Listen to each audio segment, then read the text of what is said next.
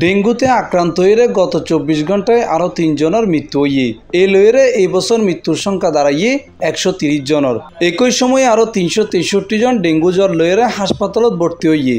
বৃহস্পতিবার সেপ্টেম্বরের 4 তারিখ স্বাস্থ্য অধিদপ্তর পাঠানো এক সংবাদ বিজ্ঞপ্তিতে এই তথ্য জানানো হয়।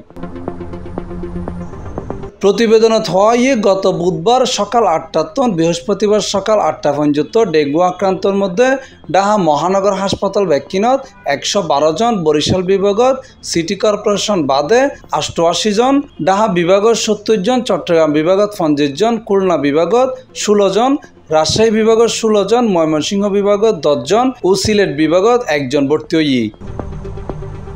এই রোগীভেদ আক্রান্ত হয়ে চলতি বছরত এখনো পর্যন্ত 130 জনের মৃত্যু হইয়ে। মারা জৈনকলের ভিতরে 71 জন পুরুষ ও 59 জন মাইফুয়া। এছাড়া এই বছর এখনো পর্যন্ত ডেঙ্গুতে আক্রান্ত হয়ে 33,309 জন হাসপাতালত ভর্তি হইয়ে। C+ TV Chittagong.